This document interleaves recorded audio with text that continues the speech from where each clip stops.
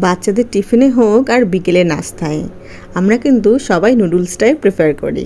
Noodles খেতে কার না ভালো লাগে। মাঝে মাঝেই খেতে ইচ্ছে করে নুডলস। বৃষ্টি হলে নুডলস খেতে ইচ্ছে করে, বাহিরে গেলে খেতে ইচ্ছে করে। সত্যি নুডলসের ক্রেভিংটা আমাদের থেকে যায়ই না। তাই আজকে আমি আপনাদের সাথে শেয়ার করব একদম ঝরঝরে এর একটু অন্য স্বাদের নুডলসটা কীভাবে একদম ঝরঝরে হবে সেটাও আপনাদের সাথে আমি শেয়ার করব। চলুন দেখে নিই রেসিপিটি।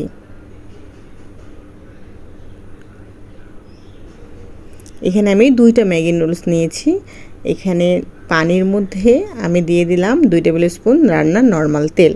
আর পানিটা যখন বয়েল হয়ে আসবে তখন আমি 2টা নুডলস দিয়ে দেব। এখানে পানির কোনো পরিমাণ নাই, আপনারা আপনাদের মতো করে নিতে পারেন। আমি দিয়ে দিলাম হাফ চামচের মতো লবণ। লবণটা অবশ্যই স্বাদ অনুযায়ী দেবেন। নুডলসটাকে আমি পুরোপুরি সেদ্ধ করে নেব না, 80% মতো সেদ্ধ করে নেব। আর সেদ্ধ হওয়ার পরপরই এটা আমি পানি ঝরিয়ে ঠান্ডা পানি দিয়ে ধুয়ে নেব। আসলে ঠান্ডা পানি দিয়ে ধুয়ে নেওয়ার কারণটাই হচ্ছে নুডলসটা যেন একদম ঝরঝরে থাকে আর একটির সাথে একটি লেগে না যায়।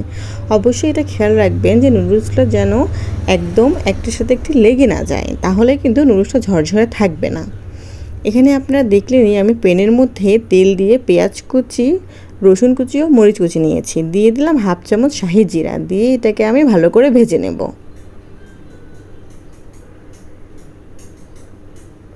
দিয়ে দিলাম এখানে 1 কাপ গাজর কুচি।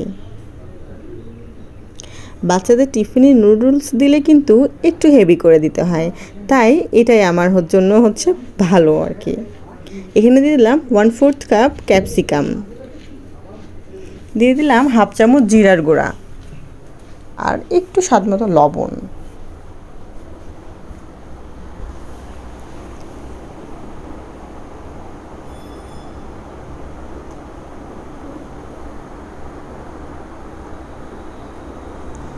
এটা আমি সাইডে করে এখানে রান্না নর্মাল তেল দিয়ে আমি একটা ডিম ভেজে নেব।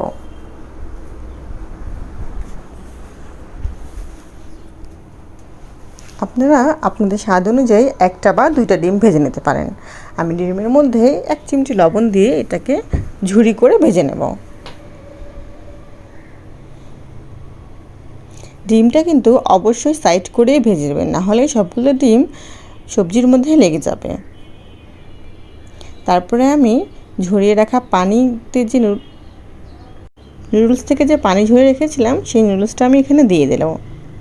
এখানে আমি দিয়েছি হাফ চামচ এলাচের গুঁড়া ও 1 চিমটি অরিগানো যদি বাসায় থাকে তাহলে দিবেন, স্বাদ কিন্তু অনেক সুন্দর আসে, ফ্লেভারটাকেও অনেক ভালো বাড়িয়ে দেয়।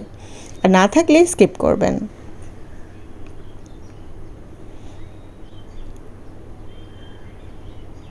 দেখেন কতটা ঝরঝরে হয়েছে। এখন আমি ম্যাগি মশলাটা দিয়ে দিব আর দিয়ে দিলাম 1 চামচ সয়া সস। দিয়ে দিলাম একটু লবণ। লবণটা অবশ্যই একটু দেখে দেবেন, কারণ আমি আগেও লবণ ব্যবহার করেছি ও সয়া সসের মধ্যেও কিন্তু লবণ থাকে। লবণটা একটু টেস্ট করে দেবেন। আর আমি দিয়েছি 1 চামচ টমেটো সস। আমার ভিডিওগুলো ভালো লাগলে অবশ্যই আমার চ্যানেলটিকে সাবস্ক্রাইব করবেন, আর আমার ভুল ত্রুটি হলে আমাকে প্লিজ ধরিয়ে দিবেন, আমি অবশ্যই শুধরে নেওয়ার চেষ্টা করব।